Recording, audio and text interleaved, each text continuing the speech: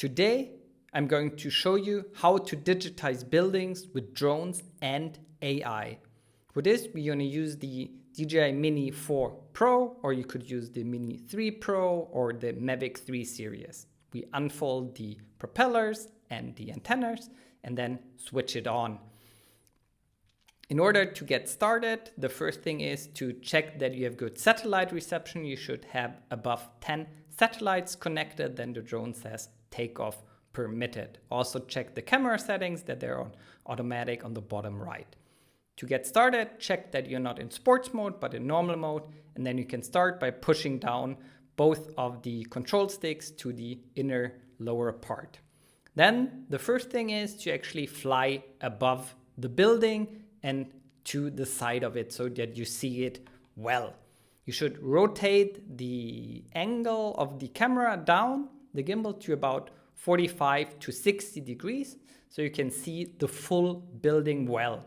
That is normally about 5 to 10 meters above the building, so you see the roof and the facade in the frame. Then you hit the camera button, you select hyperlapse mode.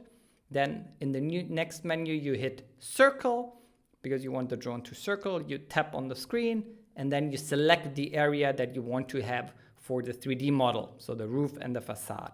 A new menu pops up, you hit the 5 seconds and you can reduce that to 3 seconds, meaning the drone will exactly take 75 images. To get started, you just hit the capture button and now the drone starts circling around the area that you have selected and takes 75 images.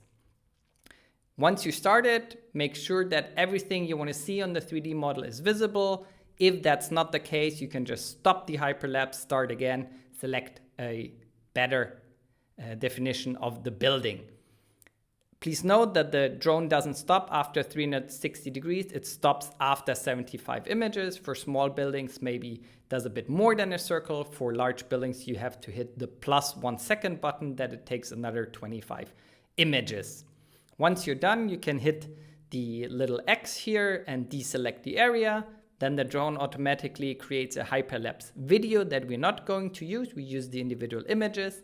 And once that happens, you can select again the standard photo mode and you can go back and land safely. Once you packed up and you're back in the office, you can connect the drone via the USB-C cable, or alternatively, you can also use the micro SD card and plug it directly in your computer, or use an adapter for that, for USB-C or USB-A. There's a folder called DCIM, and within is a hyperlapse folder. You select the hyperlapse that you just took, select all the images with Command A, then go to the Airteam project that you want to upload the data, select data, upload, and then you can just drag and drop your images or the whole folder there, and then you're done.